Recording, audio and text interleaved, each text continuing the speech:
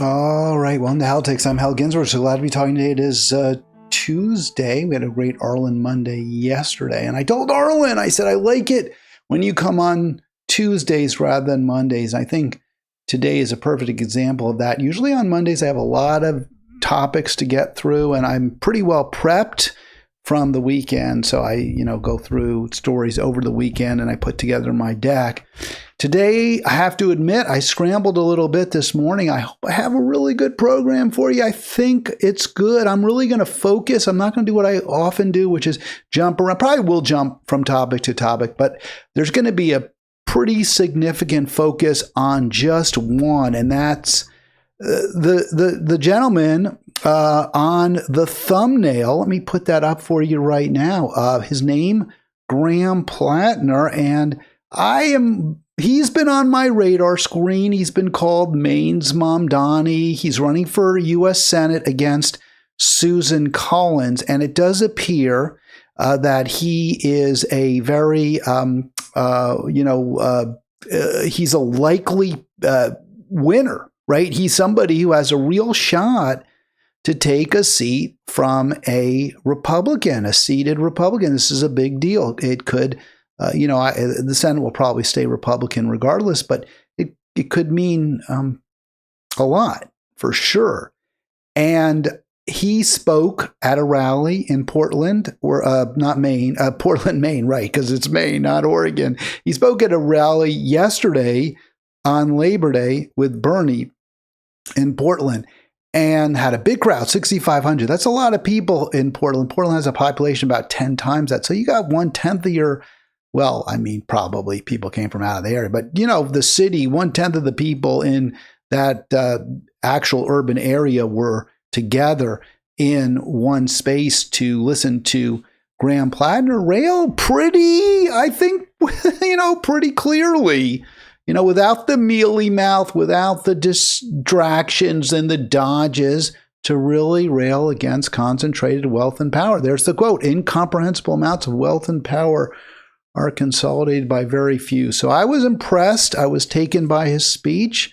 We'll see whether he is able to win. He says he'll win. Maybe he will. It sure seems like that crowd's behind him. There were a few little yellow maybe flags that had me slightly concerned. Not so much about his lefty chops. We'll use the term lefty maybe instead of. I think progressive has kind of run its course. Maybe you have people like David Pakman, who's anything but progressive. He's a Dem sheepdog claiming to be progressive. So is that, is it a term we should kind of put to pasture instead of, and I remember I used to call myself a liberal, and I still think of myself in a lot of ways as a liberal, not because I subscribe to today's definition of liberal, how it's used, but what I think is a liberal, somebody who tries to find solutions to real problems, identify problems and find solutions to them. So, but I guess I'll start using the term lefty more and more. I was impressed with Platner, as I said. The question we have today to answer, and I'd love you to jump on and help me with it, is do you think he is the real deal? Do you trust him? I have, as I mentioned, some yellow flags, not so much red, but yellow, one or two. Mostly, though, it was very impressive, I thought. Let's get first to the terrible tragedy of our time. Obviously, the crime, I should say. It's a crime. It's just a flat out war crime. It's a genocide, and it's perpetrated by Israel with the full support of the American government, both parties, the genocide of Palestinians in Gaza, but really just of Palestinians, period, as Israel continues to, encroach into and continues to steal Palestinian land on the West Bank as well, which is east of Jerusalem, but west, I guess, of the Jordan River. So that's why it's called the West Bank. Israeli army kills 67 more Palestinians. That's today's Anadolu Ajansi, including aid seekers, of course, because that's where, and I understand what doctors have been saying, and I saw this in a clip from one of the other progressive or lefty hosts that I follow, may have been Brianna Joy Gray or Katie Halper saying, maybe I'm someone else altogether, but the doctor said, hey, we know there's going to be a lot of casualties whenever Israel opens up one of those GHF Gaza humanitarian in quotes, right? Because the Gaza Humanitarian Foundation sites, whenever they're opened up, we know there's going to be a lot of casualties because that's where the Israeli military shoots people. And here we have 67 more Palestinians killed, including aid seekers in the Gaza Strip. We'll get to Platner. There's a video I did. I was able to download. We'll play it, but just to give the numbers, since September 7, Israel and the U.S. have killed a minimum of 63,624 Gazans. We know the number is actually much, much higher, including 67 additional Palestinians yesterday. And from March 18th to today in 2025, Trump and Netanyahu have killed over 11,590 Gazans. I have 11,593 there. That's an official number through the Palestinian Health Ministry, including likely over 5,500 women and children. So it's just it's not a crisis. It's well, there's obviously a humanitarian crisis, but it's man-made. It's man-caused. It's just a monstrous act of evil that continues.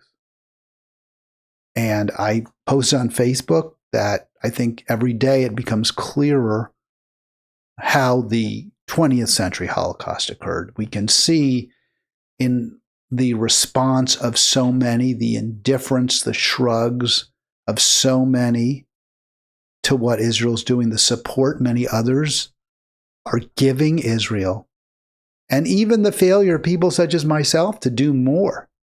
I come on this show and I have, on occasion, I'm not down in Capitol Hill today, for example. Code Pink is down there.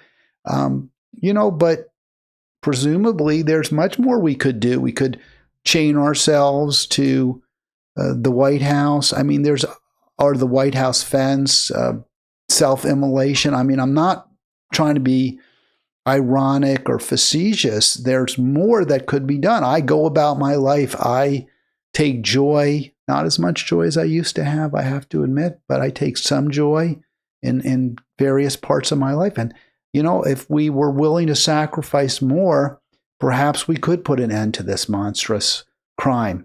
Perhaps. I mean, we don't know. Of course, we got the call from Stephanie last week saying she doesn't know what to do. And I don't want to blame myself. I'm not really doing that, but I'm just saying we're not stopping it. And perhaps there's a way. Presumably, possibly. I don't know what that way is.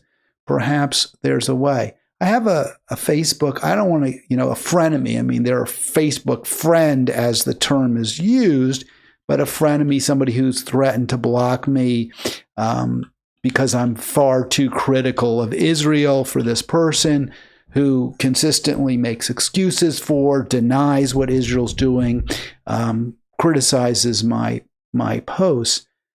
And one of their go-tos is that, yes, if there may be some hunger in Israel, it's because of Hamas. Hamas is stealing food. It doesn't matter when you present all the statements by people on the ground, including conservatives like the New York Times, which couldn't quite come to say couldn't tell its readers that Hamas was responsible. Just couldn't do it. There just wasn't evidence enough. There wasn't anything.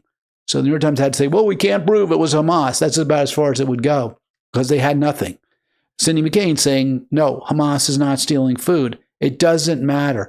The Zion Nazis insist that somehow Israel's not to blame. That if there is any starvation, well, first of all, they're already sick children. They're children who are already compromised. So that makes it okay for them to be starved because they already had MS or they already had some other condition. So that means it's okay, I guess, is the argument. Or it's just that Hamas is stealing food. It's never Israel is deliberately carrying out a campaign to murder virtually every Palestinian they can. And I think that's clearly, excuse me, what Israel is doing. And it's hard to admit, look, if you're, I don't know, I get, I'm Jewish, but I know Jewish people just feel it in their bones, this sort of, I guess so many do. I don't. I mean, I just don't. But they feel a certain affinity towards Israel. I just don't really get it, but they do. And they are looking for any excuse, any explanation for beyond the simple one, which is that there's a malevolence. There's an evil in the heart of these Israelis, that a complete coldness. And by the way, we saw it as well in the video, which I'm not going to play clips that I was thinking about getting to, but I just won't, of the Congress member, Richie Torres. I think he's taken well over $1 million from AIPAC in the last cycle with Adam Friedland. And is it Adam Friedland? I think it is. And Friedland, there was an aspect to it that really I found troubling. As much as he confronted Torres, as much as he criticized, spoke from his own heart, some are saying that the problem with that video that Friedland did is that he centers his own feelings, not Palestinians. I think that's a little unfair, because he does talk about his observations of Israel persecuting, oppressing Palestinians. So he's centering the experience of Palestinians as the cause of his feelings. And I mean, he can only talk about his feelings. He can't talk about anyone else's, unless he talks to people. But, ultimately he knows how he feels. He doesn't know how others do. So I give him, that's fine. I mean, I'm glad he's criticizing Torres. I'm glad he's pointing out the inhumanity of what's happening. What troubled me about that interview more than anything else was there was a post-interview video continuing after the interview, where the two of them seemed to be kind of hitting it off a little bit, and there was a little bit of jocularity. And I don't know how you can be jocular with a murder, with someone who's, I would say that Richie Torres's morality, his actions are tantamount to mass murder. His full stop support for Israel, that's tantamount to murder at this point. So I have trouble understanding how an Adam Friedland, who clearly has great concern for the people of Palestine and who are being killed by the U.S. government, how, and Israel, how he could be jocular with Torres. But I think it's because I really truly believe that part of it is this sense that Israel, as bad as it is, as evil as it is, it's still my team in a way. I'm Jewish. It's the Jewish state.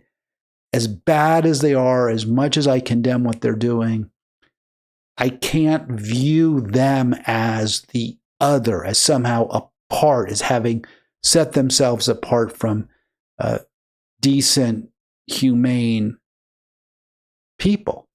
And they have. Now, that doesn't mean they're not people. They are people. That's what people do. People do commit mass murder. People do the most atrocious things to each other. But I think that when you're Jewish, for many Jews, based on the way they're raised, and certainly that's how Friedland was raised. He apparently spent time in Israel. That you ultimately don't, you see that Israel is your people in a sense, and he just can't quite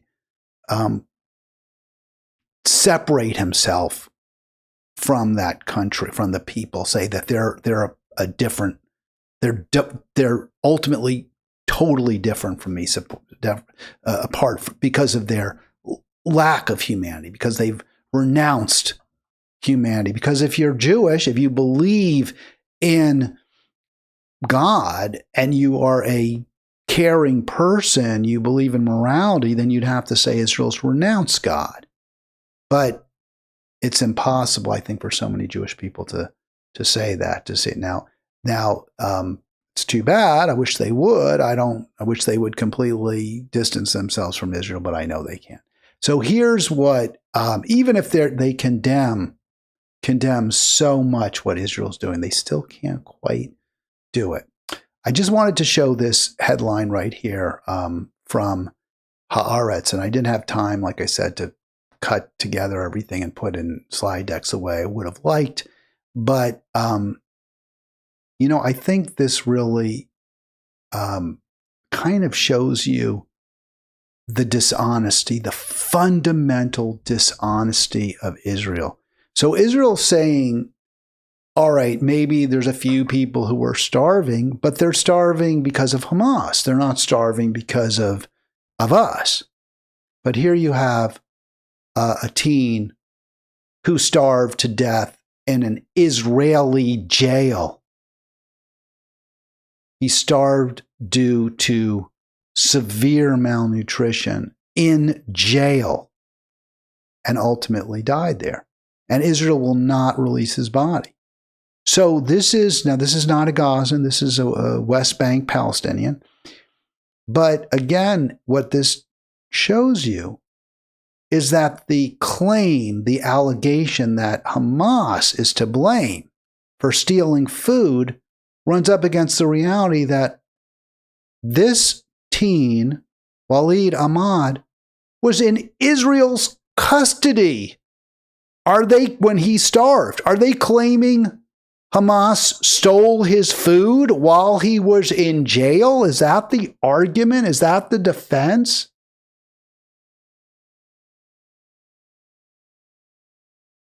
These are Nazis. I struggle with language. What can we say? These are Nazis. How can we defeat them? I am utterly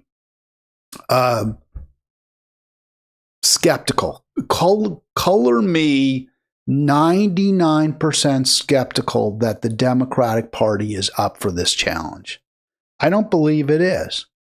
But, and what I've been saying over and over again, we have to unite in support of alternatives. And the main alternative of which I'm aware, the most consistent, the one that has ballot access in most states, that has been truly outspoken against evil, both in this country and our foreign policy abroad.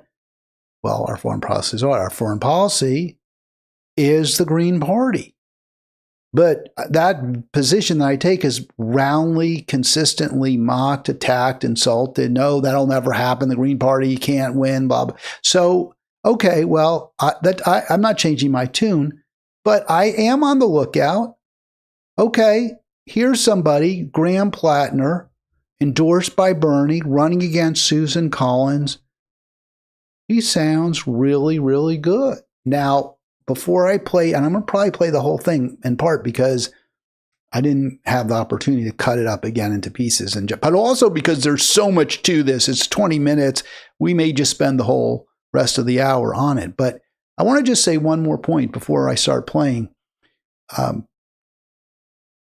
I would have liked, let me say this. Graham Platner may, and like Mamdani may truly fight for you. They may fight for working people. They may fight for peace. They may well do that. They say they'll do it. And Platner is pretty, willing to call out to a degree the Democratic Party, which is essential. They might do it. But I would have so much more confidence in them and voting for both of them, either of them, if they were running outside of the Democratic Party. The pressure is so intense. And I guarantee you, if they both win, if either wins or both wins, the pressure is going to be ramped up a millionfold.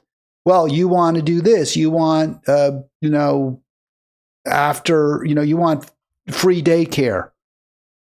Well, we'll go along with it, but then you have to do this. You have to support that. You have to campaign for us. The pressure is going to be tremendous. You wouldn't have that pressure nearly so much if they were tied to if they were members of an alternative party, not an independent like Bernie or the Maine senator who caucus with the Democrats, but a true independent, a true alternative party that has its own structure and its own platform. I would feel much more confident. And there's the opportunity there too, right? I mean, Bernie, right now, there's so much anger, so much resentment at the Democratic Party. There's a real chance to build something different. And of course, it's being flushed down the toilet, that opportunity. Bernie could have, hey, go to Platner, say, hey, run as a Green. Run outside the Democratic Party. I'll still endorse you. Maybe he wouldn't have done it. Maybe that's a pipe dream, but that's where my confidence would be strongest in both Platner and Mamdani. Doesn't mean I wouldn't vote for him. I would. Doesn't mean I don't support them now. I do. But I would feel a lot more comfortable with both of them and that they would be sticky. They would stick with workers if they weren't Democrats. All right, let's play Platner.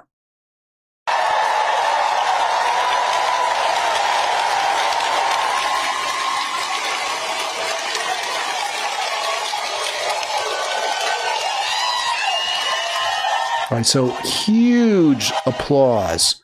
And it's a big crowd. I mean, it's like it said, 6,500. That's 1/10 of the Portland population. You have a crowd that big in New York City? That would be 700,000 people, right? I mean, you would be able to fill up 10 football stadiums. So obviously it's not completely analogous and people are coming in from outside. But I mean, didn't Hillary Clinton struggle to get like 10,000 people at Rikers?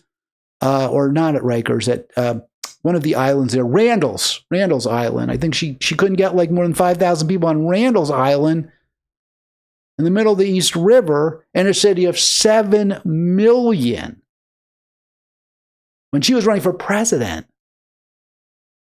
Here you have Platner getting 6,500. That's a big friggin' crowd. That tells you he's exciting people.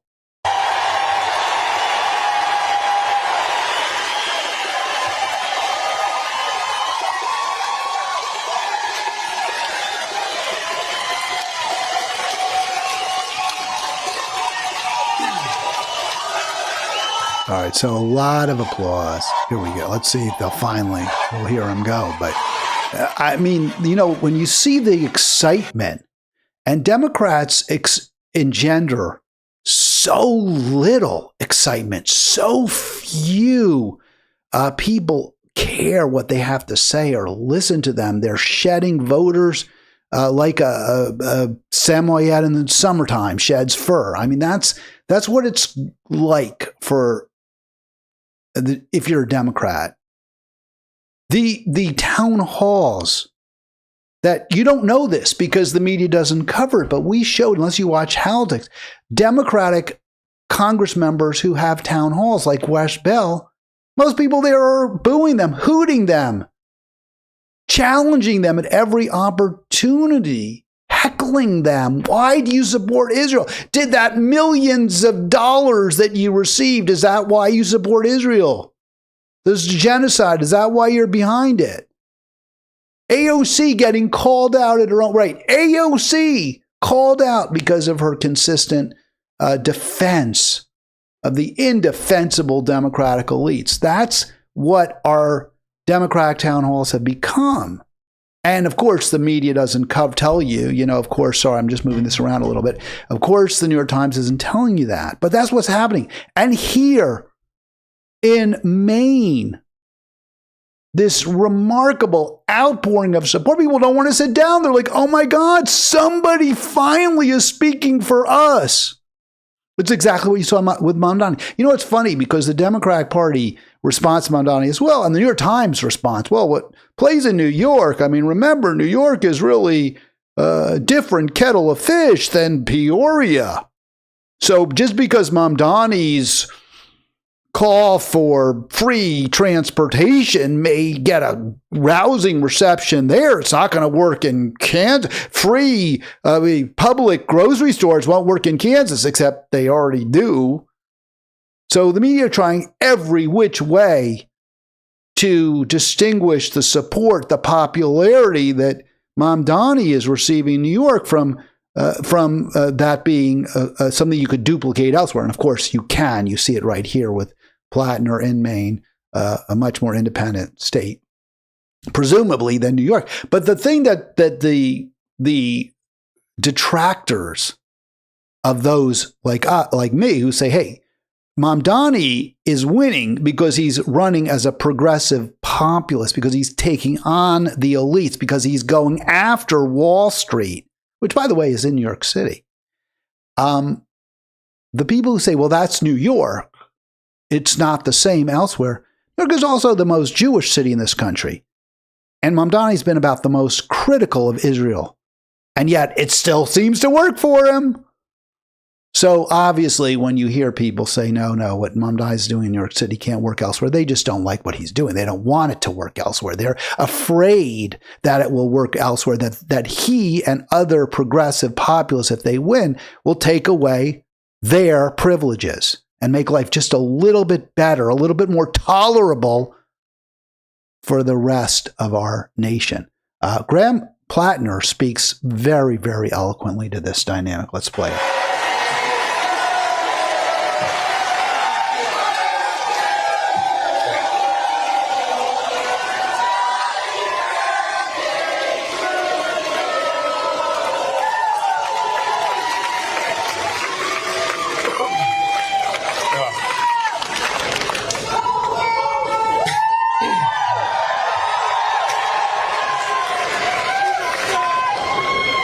Well, until recently, I thought that harbor master of Sullivan, Maine was going to be the extent of my political career. And now I am here.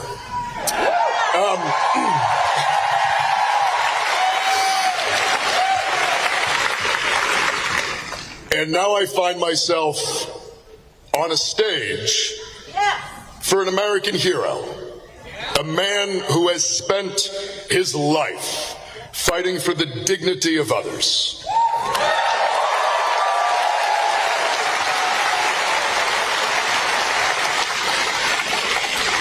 A man who has had the courage to speak truth to power, to take on anyone who stands in the way of creating the country that we deserve. And I want to say thank you to Senator Bernie Sanders.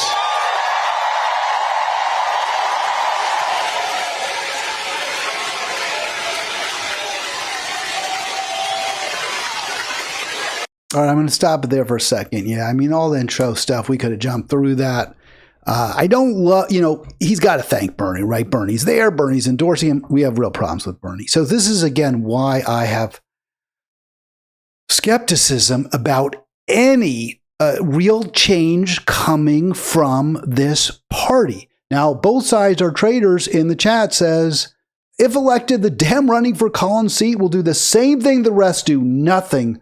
Some voters have the memory of a gnat. Bernie's a corrupt POS who hurts the left. That's a little stronger. Both parties are traitors than I would say. I have huge problems with Bernie. Bernie has absolutely caped for certainly the murderers in Israel, the murderers in the White House, especially when they're Democrats. Bernie's a problem right now. And you hear in Platner's encomium to Bernie the possible foreshadowing of the same thing, right? But what choices do we have? I mean, again, I support Greens. I wish he was running as a Green. But, a Democratic socialist who will say some of the things he's going to say isn't exactly, I don't think, to be sneezed at. Maybe it should be. More from Platner.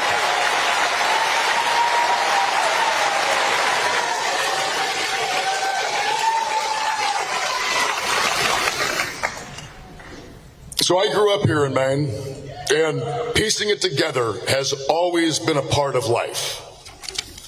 Working multiple jobs, seasonal jobs. This is not a new thing for us. But in the past few years, it's really beginning to feel like hard work is not enough. Our hard work isn't enough to keep our hospitals from closing. It is not enough for us to afford health care. All right, I'm going to stop it here for a second because this is a pretty important stuff what Platner is saying here, where he's saying, hey, we're working hard. We're not getting ahead. We're falling behind. Our hospitals are closing. And this is really important because, I mean, obviously this is the experiences of Mainers and of Americans. But it flies in the teeth of the whole abundance agenda and everything else that the Democratic elites, the billionaire Democrats and Republicans are always promoting, which is, well, hey, if things aren't working for you, you're a loser. You're not working hard enough. Yeah, maybe a few people have bad luck, but you make your own luck. And you know what? He's saying, no. No, you're working hard. You're doing your best. But something's gone wrong here. That's a good broadside against the elites, the billionaire class. It is. And it's, if you want to consider that, compare that to like what the New York Times tells you. Nothing. There's no overt criticism. Maybe they'll talk about the affordability crisis, but it's never in the context of people who are really working hard, who are deserving, salt of the earth Americans. It's never in that context. Well, maybe a few young people have to live at home a little longer. But that's not what Platner's saying. He's not saying, well, a few people are, maybe not getting as far ahead as quickly as they might have in past. He's saying, no, we're working harder and harder and we're getting less and we're not getting what we deserve. That's pretty damn powerful stuff in 2025 politics. Now, again, he may betray us. And that's what both sides thinks will happen, and they may be right. I hope they're not. Guaranteed a living wage, to afford groceries, to afford a home, to afford dreams of a future defined not by struggle, but by joy.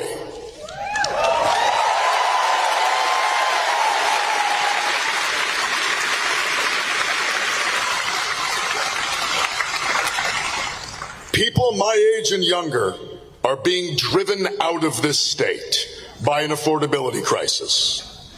Even those of us who have been lucky, who have succeeded and have built good lives, we see our friends and our families unable to afford the basics of what used to be called the American dream. All right, so I want to get back to, because I'm having a sort of a dialogue here with both sides of our traders who makes very good points.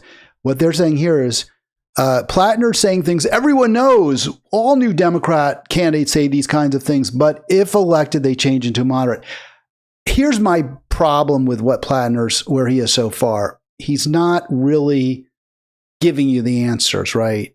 But they'll come to a degree. It's not as strong as I like. Again, I think there's reason for pessimism. I wish he were running as a Green, but this is a heck of a lot stronger. I don't think you hear this from every Democrat. You didn't hear this from any Democrat in New York City mayor race except for Mamdani. So you don't hear this from every Democrat.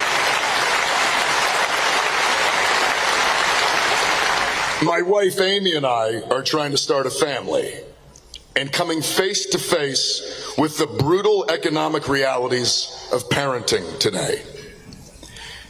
Everyone in Maine knows in their bones that the system... And let me stop that for a sec, because, and I'll go back, and I just one other thought on this issue of the affordability. Remember, before the 24 election, I kept reading the New York Times, Paul Krugman, others. The economy's doing really well. People just don't feel it, but it's doing well. I don't understand why there's so many people complaining. Inflation really isn't that bad. It's only Mamdani who kind of got the ball rolling with this attitude, with this recognition that the American economy isn't working for people. I agree that working people know this, but it is a change for a politician to be saying this, a Democratic politician to be, especially a Democrat rather than a Republican to say this. Maine knows in their bones that the system is screwing us.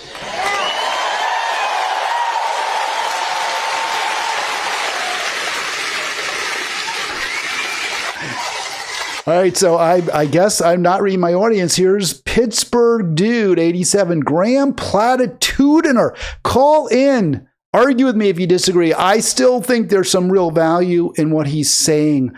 I don't think, and we'll get to it, there's areas, again, where I have differences. I don't think it's as bad as Graham Platitudiner, but I could be wrong. I've been fooled before, and I'll be very upset with myself if I'm fooled again. We watch from the sidelines of struggle as incomprehensible amounts of wealth and power are consolidated by very few. We are all looking at that, and we all wonder, why cannot we all share in that success?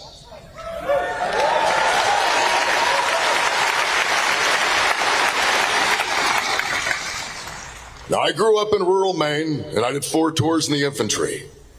And I am not afraid to name the enemy. And the enemy is the oligarchy.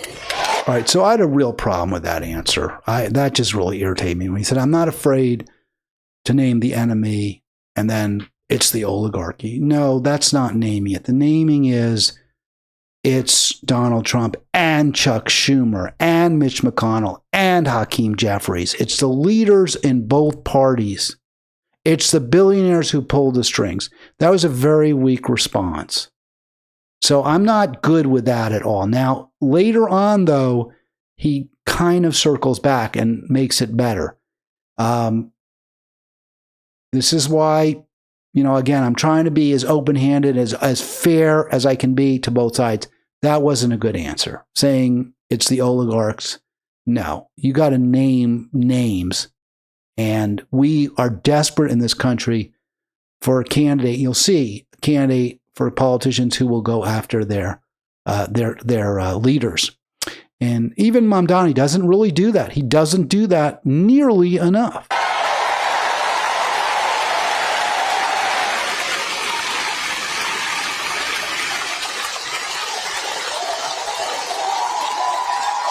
All right, so they're all loving because he says oligarchy.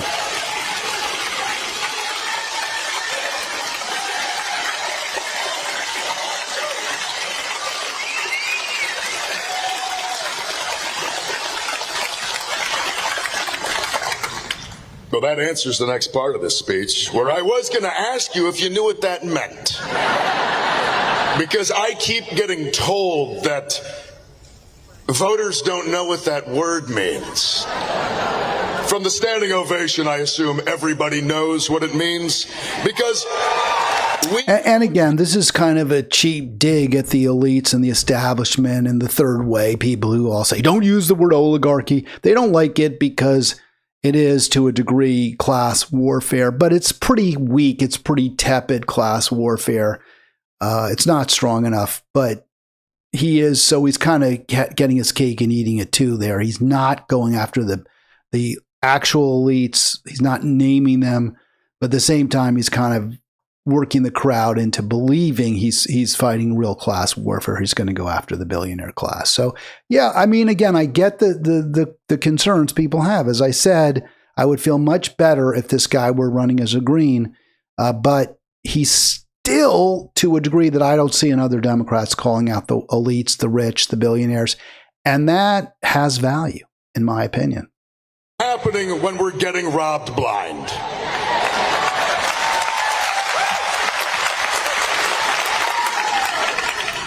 But let's be clear, we do not live in a system that is broken. We live in a system that is functioning exactly as it is intended.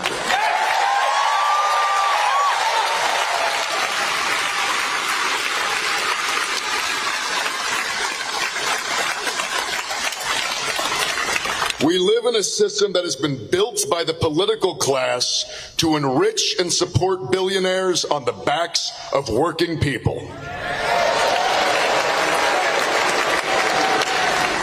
Politicians have made a series of decisions over the last 40 years that have resulted in the world that we see today. Their choices have left many of us with very little, while very few accrue vast amounts of wealth. In 1990, there were less than 100 billionaires in the United States. Today, there are over 800. When you look around, I ask you that when you look around, do you see a community and a state that is 8 times wealthier than it was in 1990? Much of the world that we have today is the specific result of policy choices made by establishment politicians. And the shameful truth of all of this is the blame cannot simply be left at the feet of one political party.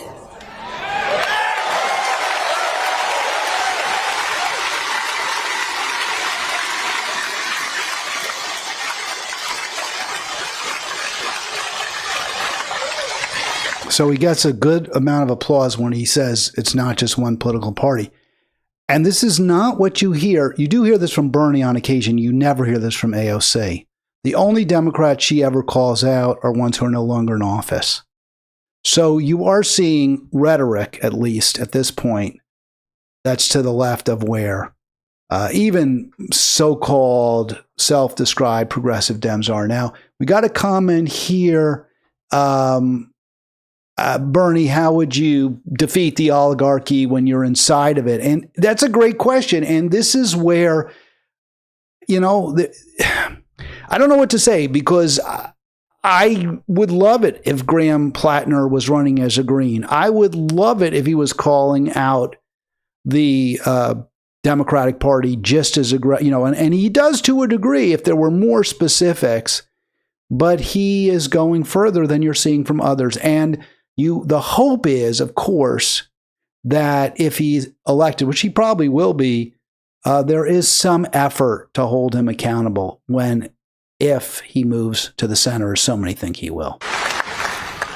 We have two parties that want the votes of working people, but neither has done anything lately to earn it. So a lot of support for that line. Neither party has earned it. No one is owed allegiance. Support must be earned.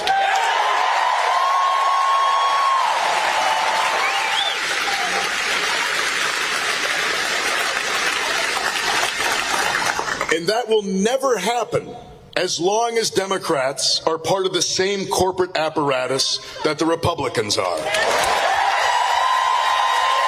Now, I don't think you get that from other Democrats. I know people are saying this is exactly what Democrats say, these platitudes.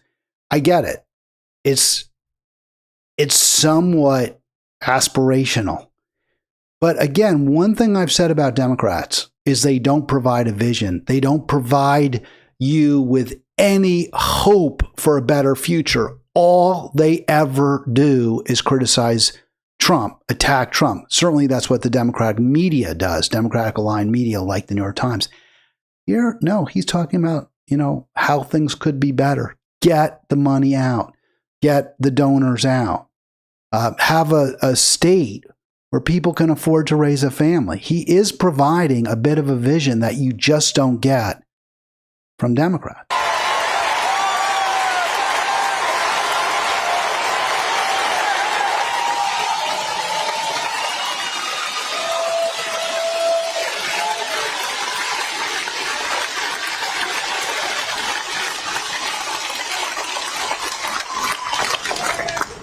Now, Susan Collins' charade is wearing thin.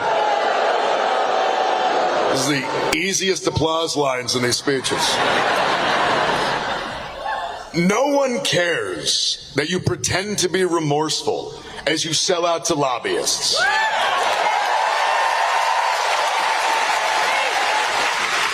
No one cares while you sell out to corporations, and no one cares while you sell out to a president who are all engineering the greatest redistribution of wealth from the working class to the ruling class in American history.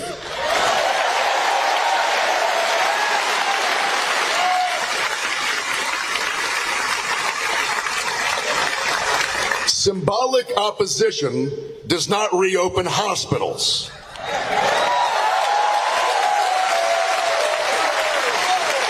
Weak condemnations do not bring back Roe v. Wade.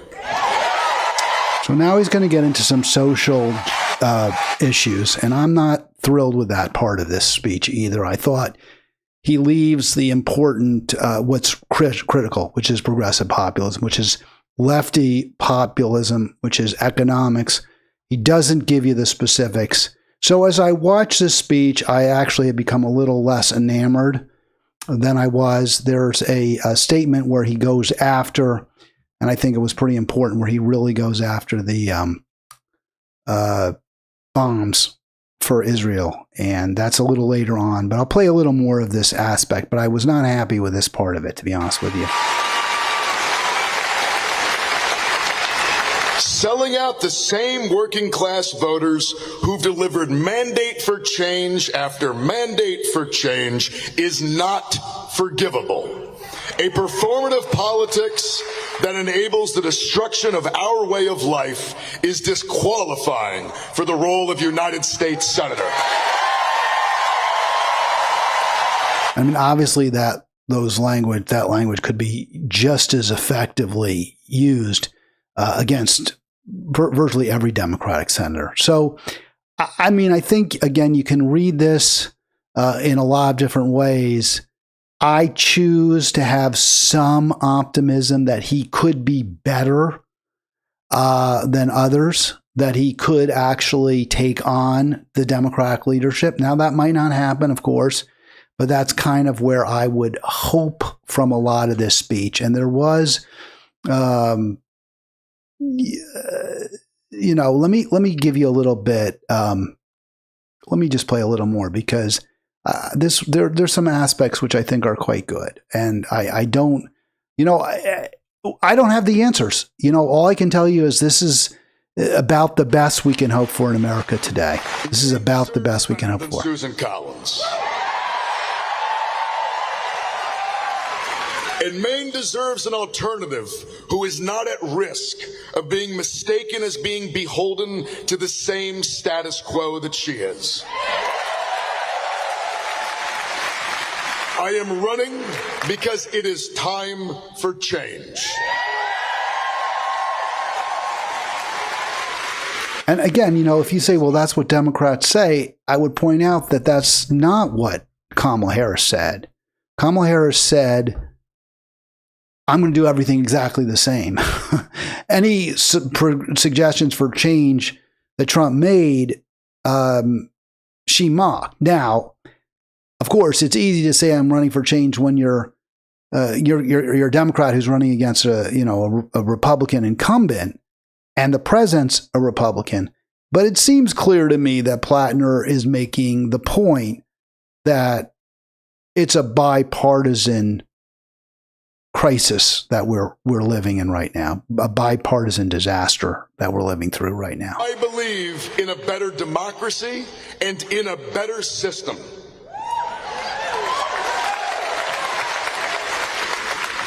And I believe that a politics that is willing to sell anyone out is a politics that will eventually sell everyone out. All right, so now he's going to turn back into this social justice stuff. He's going to talk about trans rights, which are big. It's a big issue right now in Maine. Apparently, well, there's some questions about the governor and her relationship to some trans, I guess, treatment provider. I think it's kind of been way overblown. She has defied Trump when it comes to banning trans girls from competing in high school sports. I think she's wrong there. I think that trans girls should not be competing in high school sports against girls. And I also think This is not a good issue for Democrats to lead with. I think he's making a mistake to do that. But I would say that when you do talk about economics, and if you're serious and if you're sincere and if you're really for changing the distribution of wealth and income in America so it's a little just or a little fairer, then people will go along with you on every other issue. I mean, that's just the bottom line, because what we Americans most care about is that they have enough food to every month, every week, every day for their family, and they can still pay the rent and they can pay for the doctor and they won't have to sleep under bridges. That's what Americans care about. And if you will talk about it and if you will do that, you'll win. The rhetoric is not nearly, of course, as important as the action. And this may just be a fake. It may just be, phony. Let me play a little more. So getting back to the economic issues. Here's Platner on healthcare. And this is obviously much more important to more Mainers than LGBTQ rights, or anyway, T rights. Let's go. We can have a healthcare system that is not a mechanism of extracting wealth out of working Americans, but a guarantee for safety and health for all.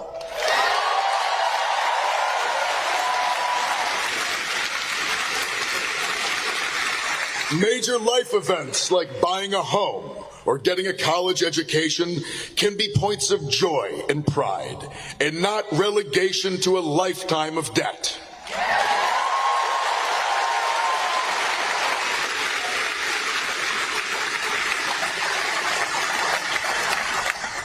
Our taxpayer dollars can build schools and hospitals in America, not bombs to destroy them in Gaza.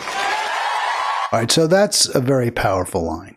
Our taxpayer dollars can build schools in America, not bombs to destroy them in Gaza. And, I get what you're saying, both sides. I really do. I understand your deep, deep, deep-seated skepticism. And I have repeatedly called for people to support alternative parties, to support the Green Party, to support anyone who is truly apart from the duopoly. I understand that. I think that's, at bottom, the only way we're going to make a change, a real change, a lasting change. But I'm not going to completely discount a candidate who does talk about the need for truly affordable health care. Now, he doesn't say Medicare for all. He should say it. He does call out the support for Israel. This is a difference than we've seen from other candidates. Will it translate? Very possibly not. Very possibly not. So you can look at Platner in a couple of ways. You can say, well, he and Mamdani are a vanguard that could bring about real change in this party, and that if they win, others will run in the same space that they're in, and maybe then we'll get that critical mass of squad members who can push the party to do some good things. Maybe, right? That could happen. On the other hand, they could just be flash in the pan. They could win and then do nothing. They could become co-opted. They could be overwhelmed by the Democratic establishment, which I think is more likely, right? I mean, I had optimism 2018, 2020 with people relatively new Congress member. 2016, I think Raskin won. 2018, AOC, and they are extraordinary disappointments. They made things, if anything, worse. They protected the status quo. I played the video yesterday where Nathan Robinson made the point that AOC actually cost the Democrats, very possibly the White House, gave it to Trump because she said that Kamala was making a difference. Kamala was working for change. And if she had refused to say that, if she had said dead to Kamala, I will only endorse you if you commit to real change with our Gaza policy. Maybe she would have won. So I get all of this. I'm just looking for something here. And I don't think this is a complete nothing. I don't. The better answer, of course, is run as a Green. But again, this is what we got. I'm going to move on. I just really wanted to talk a little bit about this story, which I thought was very, very important, from Taylor Lorenz in Wired. And she is getting so much pushback. People are really, like, the establishment is just, I think the people who get money, right? The people who got money from Chorus are just lining up to trash her. And there was a video this guy, Good Trouble, played. I was going to play it for you, but I didn't get a chance, where he goes out, he lies. He just flat out lies. He says she was getting money. She's getting money from a 1630 project. And he claims that Lorenz is getting the money from the same group that she criticizes for buying off Democratic influencers to cape for the Hakeem Jeffries and Chuck Schumers, and to spend their entire time online attacking Trump, rather than demanding change from the Democrats. So this influencer on TikTok, the Good Trouble, insists that Taylor Lorenz was getting paid by 1630. It was a complete lie, but it got a tremendous amount of retweets and reposts and shares. There's so much desire to believe that your David Pakmans and your Brian Tyler Cohens and whoever you follow is really on your side, that they're not selling you out. And they are. They've all sold out. They're all, with few exceptions, just simply using whatever platform, whatever audience they've got to leverage. Many of them are to leverage money, cash out of the Democratic Party, or to its funders. And it's tragic. It makes it so tough because you don't know who to believe. Again, this is a good argument for not ever falling for the Democrats, and I get that. But what other choice do you have right now? A lot of people don't even have a choice to vote for Green. Yes, go to Green meetings, do everything you can. But in the end, we've seen there just hasn't been that groundswell of support for Green candidates. Now, if I was in Maine and it was a choice between Graham Platner as a Democrat, Susan Collins as the Republican, and there was a Green running, maybe there will be, I'm not convinced I would vote for Platner. I would look very, very closely at that Green's policies, and I would look very closely at what Platner's committing to do, including who he would vote for to be Senate leader of the Democrats. Those would be very important factors, because if you're going to get a Democrat who votes the same way as Susan Collins, or only votes progressive when it doesn't matter, then yeah, I get the concerns. All right, we got Stephanie calling in. Hey, Steph, what's going on? Super quick question for you. Why Green and not DSA? Because I feel like, the brand, the Democratic Socialist brand, is really on the upswing, which began with Bernie and his popularity, but has been reinforced with Mamdani. And the popularity of people who call themselves Democratic Socialists, and they're pretty well organized as well. So why Green when that brand is a little, meh and kind of hurt over the decades of having like a stigma of, oh, they only run in the presidential election, even though that's not true. Why not as a Democratic Socialist? Well, the Democratic Socialists of America is not a political party. They're an organization. Candidates don't run as DSA. When you go into your ballot box voting booth in New York City, the name Mamdani has DEM after it. It doesn't have DSA. So I think it's sort of apples to oranges. There were socialist candidates, so there is a socialist party. There is. I was thinking you were talking about that. That's the Claudia de la Cruz party, right? Yeah. Yes.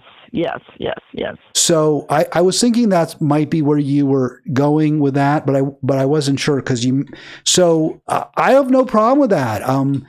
Except that they're just not on a lot of ballots. I mean, the Green Party has done all the hard work, and they're on, there's many state ballots. Not everyone, but enough.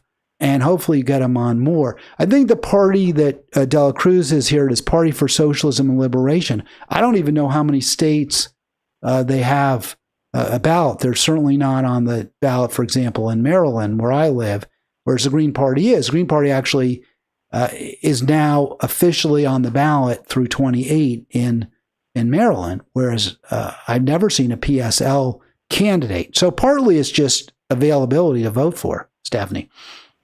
Okay. That makes sense. I'm gonna do a little more research about it, but I just feel like the Democratic Socialist brand is on the upswing. I think the problem that I have with DSA, and again, they're not a party, right? So I can't vote for a DSA candidate. I can vote for a DSA endorsed candidate, but they're almost invariably going to be Democrats. I don't think the DSA, and for example, DSA did not endorse Jill Stein or Claudia de la Cruz in 24. They did not endorse anyone for president, but many DSA leaders actually campaigned for Kamala and used, I believe, DSA resources to some degree to reach out to other DSA members to campaign for Kamala. So for me, that's a huge red flag right there. Okay. Thank you for that education. Well, I don't know if I educate you, but that's just sort of how I see it, Stephanie. But let me, before you go, you said something that really intrigued me, and I know one area where we disagree a little bit is on the trans issues and maybe just the sort of identity politics issues in general. And you felt I got something wrong when it came to what it means to be trans. So maybe we can hash that out a little bit because I didn't. Well, go ahead. I'm no expert on it. Let me just say that as well, because I went to discuss it on a trans forum and just to get some clarification. And I came away very humbled by how little I know. But it is a lot more than just, not wanting a certain body part, right? Like it's a whole thing. It's got to do with identity from inside out. And, a lot of people who identify as trans actually believe that it is biological, that there's hormonal things that happen in the womb that mean that they actually really are the opposite sex, no matter what their chromosomes say. So it's way bigger than just genitalia, I guess. Well, I think that's probably right. If I implied something different or said something different, I was wrong, I believe. I mean, I think I misspoke. I misstated what I believe, or I just was wrong. I think what you said is correct, and I've tried to make that point. I think it's a very complex situation, and sex is not even your genitalia, really. It's your chromosomes. That's what your sex is in the end. Even more than that. I mean, it is, if you ask a trans person, and again, I came away very humbled by how little I know. But if you ask a trans person, of course, or many experts in this, they will tell you it's actually even more than just chromosomes because go ahead. There are hormonal differences in utero that form the brain, and I don't know, it's very complicated. Well, I believe that too. I just mean biologically, scientists determine the sex of an organism by its chromosomes. The issue of gender is very different. How you feel, how your body, and how you feel, I'm not saying is just emotional. That definitely relates to the brain and the way I'm sure you develop in the utero. I'm sure in utero. I'm sure that's all accurate. What you said, again, I apologize if I said anything differently, but I stand by my position that I do believe there should be places that are reserved based on sex rather than based on gender, based on self-identification. I think there should be places that are reserved based on sex. And I also think that there should be sports that are segregated by sex. I stand by that position, even though I recognize everything you're saying is true. Yeah, and I'm again somewhere in the middle on that, as I am with a lot of things. I think when it comes to team sports in school, you should allow anyone to participate, really. I think when you get into the competitive arena and you're dealing with individual, sports that are based just on individual effort, like track and field and, things of that nature, then it is a much, the fairness issue kind of comes to the other side, because how you develop, even if you do transition, how you develop in terms of your bone structure and muscle structure does give you an advantage over biologically born female individuals. But at the same time, the counter argument for that would be, yes, but there's so much variation within a biologically born gender. I mean, look at men. I mean, look at the difference between, among men, an entire span, like your muscle,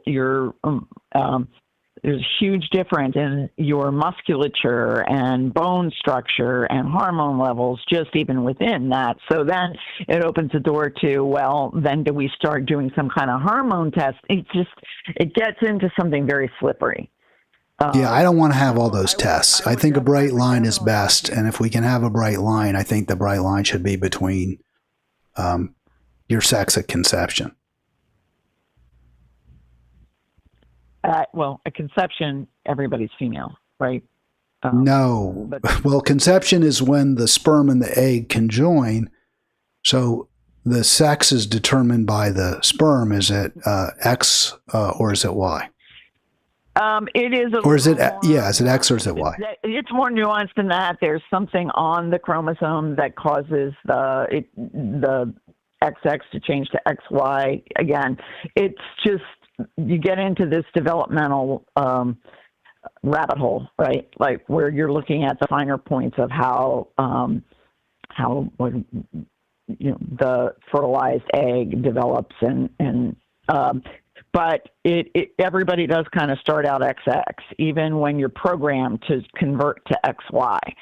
And there is an explanation for this that has to do with a protein on the chromosome, I believe. And if you want to get into that, I'll go look it up and be prepared to be more specific. But yeah, I mean, just suffice it to say, I believe that we should be maximally inclusive in team sports in schools.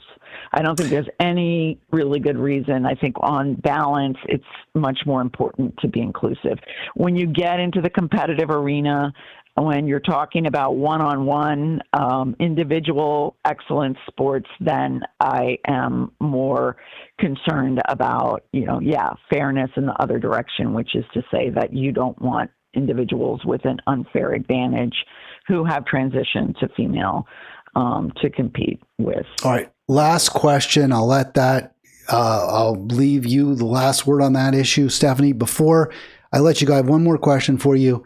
I don't know if you've been following this sort of debate a little bit. I've been having monologue with both sides are traders who's really, really skeptical about the possibility of any change from Democratic candidates. I am maybe almost as skeptical, but at least more hopeful. Do you have any real hope that Mamdani, if he wins, or this Maine or Platner, if he wins and defeats Susan Collins, could make things better for poor, struggling, and working people, and maybe bring about some peaceful resolutions of conflicts around the world? I'm also pretty pessimistic about it, I have to admit, because, historically we've had hopes for people like AOC, and then we've seen how the system changes them instead of them changing the system. I am concerned that the same thing may happen to Mamdani.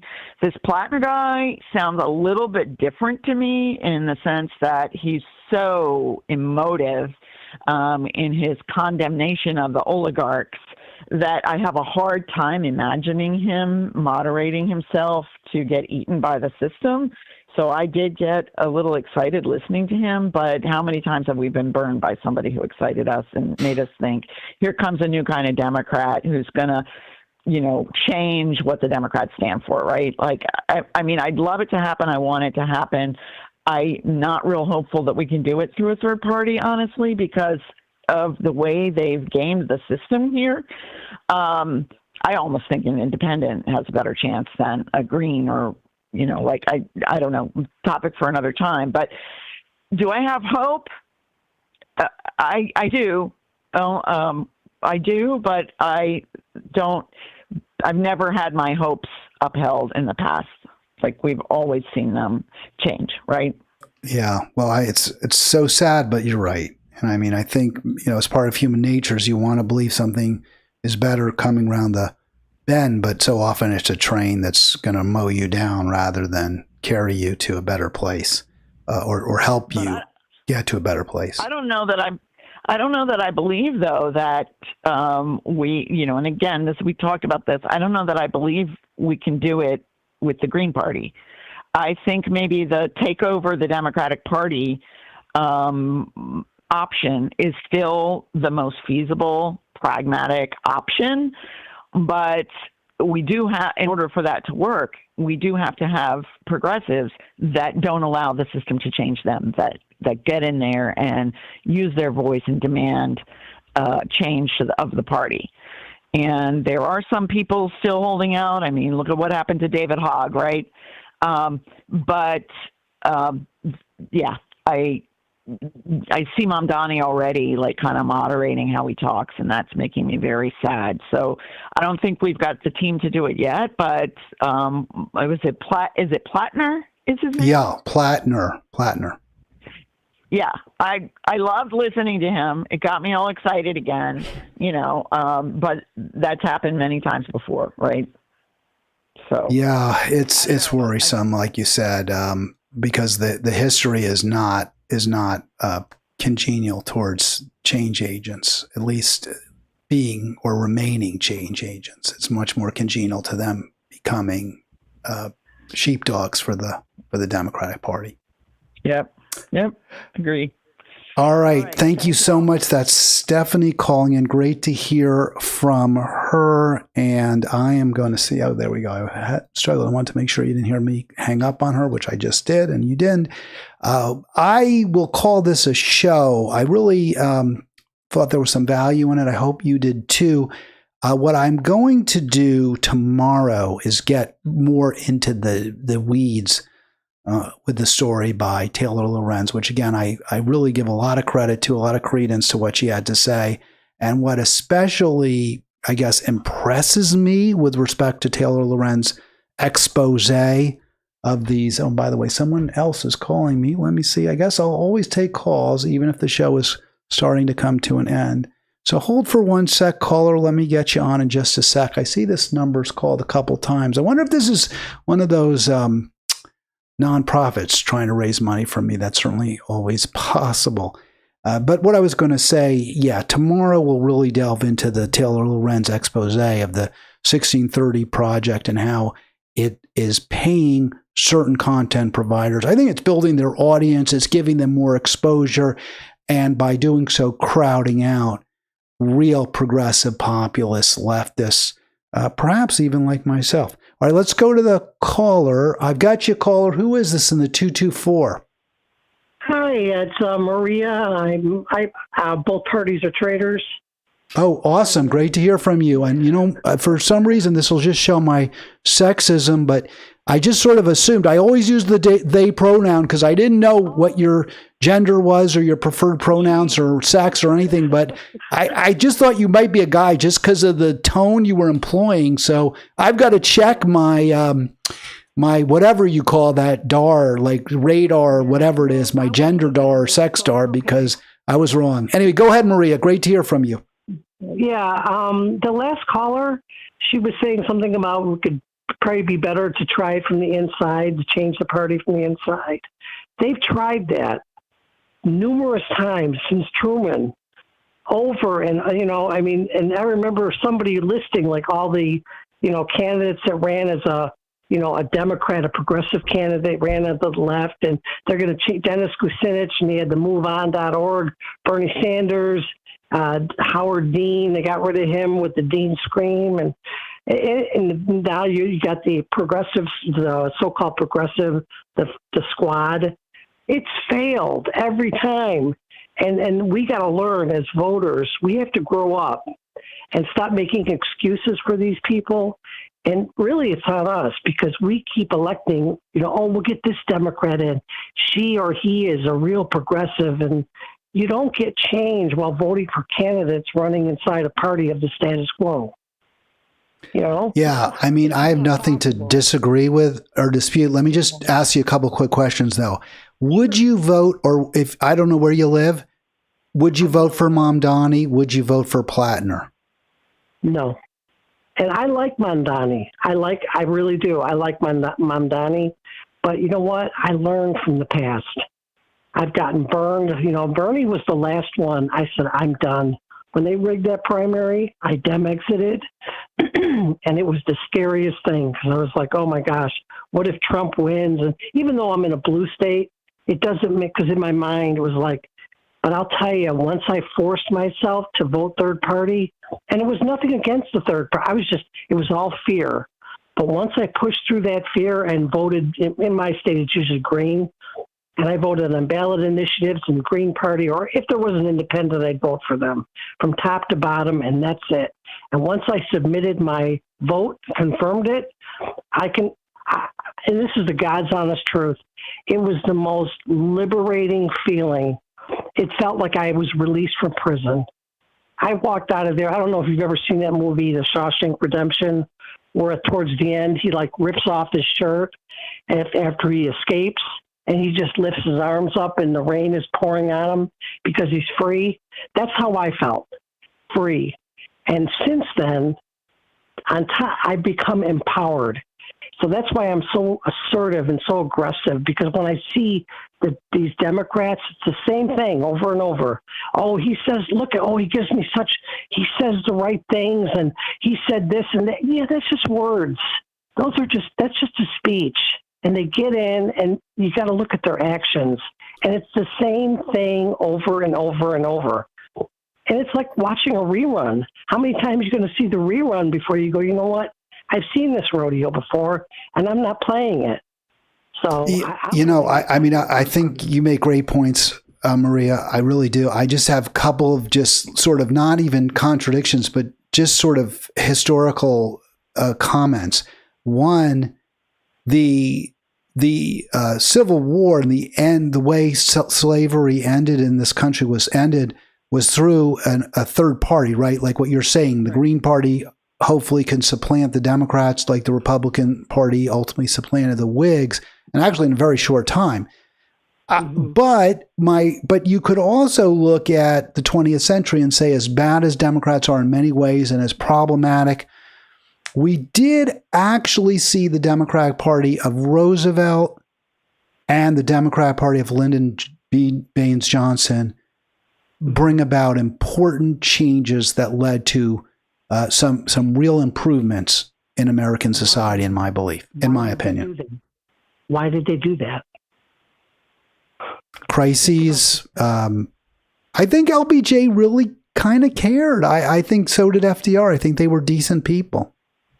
Oh, I'm not saying they weren't. Okay, I don't know them. I wasn't alive back then. But FDR, because of, you had the worker strikes, right? And then you had Eugene Debs. Now, he didn't win, but he was in prison. He ran from federal prison for president. He was, sentenced 10 years by a Democrat. A Democrat put him in prison, right? I think was it Wilson? I thought that was a little earlier when Debs was incarcerated, but as a socialist. But maybe it was. He spoke out against the war, and then they gave him 10 years hard labor or something, But he ran from prison. He got like 1 million votes, right? And then you had the worker strikes and all this going on, and all those policies, every single policy came from a third party. The Social Security, unemployment, aid to families with dependent children. the minimum wage. They came from third parties. Ending slavery, that came from third parties, socialist parties, And the reason why is because I believe, on top of all the protests, it was because people were they saw what happened in the Soviet Union, right? Russia, okay, with that, the Russian Revolution. And then you had socialists you had socialist governors, you had socialist, was it Milwaukee? They had socialist cities, And I think FDR knew I think FDR was politically astute, and he knew Democrats had lost. They didn't win the presidency in the entire decade of the 20s, and he didn't want to lose. Nobody wants to lose. So he ran, and he got elected, and they told him, and this is what Richard Wolff said, Professor Richard Wolff, they told FDR to his face, if you don't do these things, we're going to make sure you never get reelected. And that's why in the first 100 days, all those big, changes, Social Security, minimum, within the first 100 days, because he was terrified. Right. That's a great point. Like the NRA, National Recovery Act, and all those, or NIRA, whatever you want to call it, the alphabet soup of programs really came when he first took office. Right. His first 100 days. And nobody has ever since passed that. Nobody. I think it was 15, and they were big bills. They weren't like this crap we get, this fiddling around the edges, and you know what I mean? And let's have a meeting about whatever those task force crap. There's none of that. And I think because he was terrified, and they told him, if you do what we want, we'll make sure you keep getting reelected. And he did. He won every election in a landslide. And then Lyndon Johnson, because I think, my own opinion, I was born in the late 60s, 67, so I don't know. You had the Black Panthers, you had all those, Martin Luther King civil rights and Malcolm X and all that, uprisings. And then, after I believe the government murdered JFK, MLK, and or Malcolm X. Then they did Medicare? Was it Medicare? Yeah, Medicare was one of the accomplishments of the Great Society. Universal health care. Medicare was supposed to be universal health care. You know who stopped that? The Democrats. We want to try it for just seniors first, and then if it works, we'll expand it. And they never did. Right. Being privatized. No, your history is great. I agree. I appreciate a lot of it. And I don't agree with I agree with almost everything Dr. King said, except that the arc of history bends towards justice. I don't buy that. But again, I'm just looking for any hope, any possibilities. And again, I would vote for a Green. If there was a Green running against Platner and Collins in Maine next year, I would very possibly vote for the Green. But that doesn't mean I don't think there are some differences, and some Democrats are actually less bad than others. Yeah, but see, that's not good enough. Less bad. You know what I mean?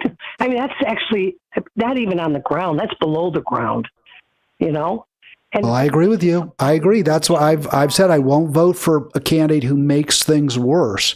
And it might be that's where I would come out with Platner. It's funny, one last point, and I'm going to let you go. I'm going to call it a show, Maria, but there's one more point. You were saying you like Mamdani. I actually like Mamdani more than Platner. It's interesting because Stephanie took the other position. I trust Mamdani more. See, I don't trust him because I don't trust any politician. I'm just being honest.